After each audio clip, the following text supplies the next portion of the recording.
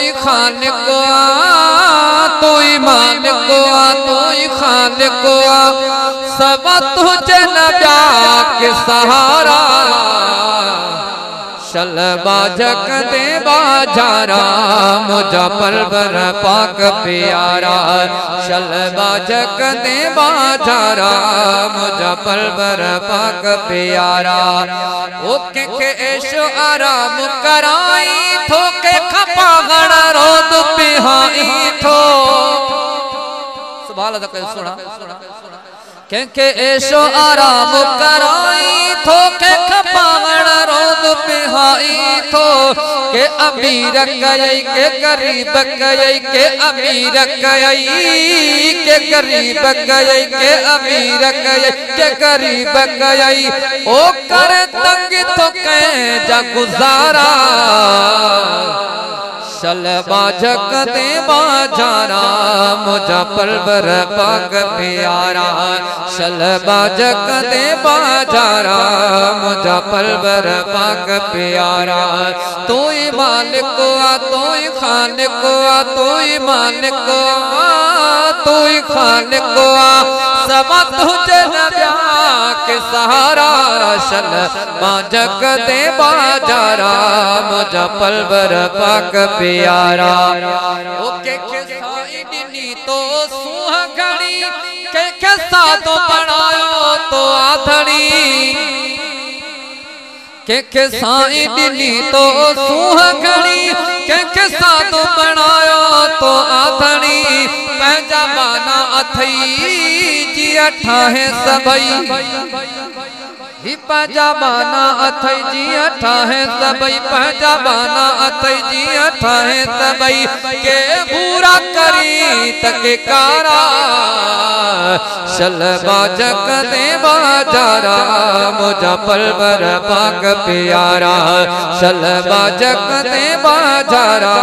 मुझा परवर पाक प्यारा तू ही मालिक तू ही खालिक तू ही मालिक तू ही खालिक सब तुझे नबिया के सहारा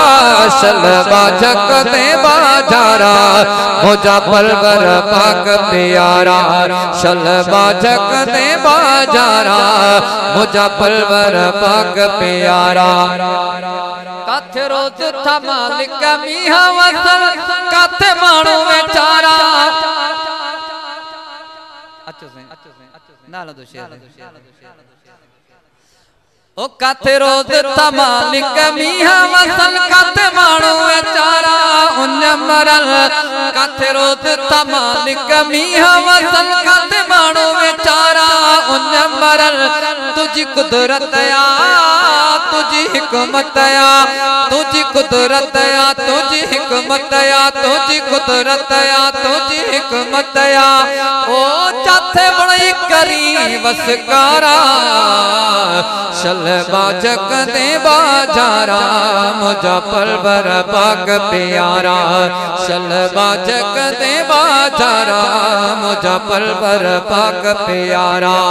माँ अब्द तू वाहिद आई मुझो ब्यो को बिना सानी शरीक तुझो माँ अब्द तू वाहिद आई मुझो ब्यो को बिना सानी शरीक तुझो तुझी खास खुदा आए सब ते अता तुझी खास खुदा आए सब ते अता तुझी खास खुदा आए सब ते अता था खोड़ मनन मुँह पारा चल बाजक दे बाजारा मुझा परवर पाक प्यारा चल बाजक दे बाजारा मुझा परवर पाक प्यारा तू ही मालिक तू ही खालिक तू ही मालिक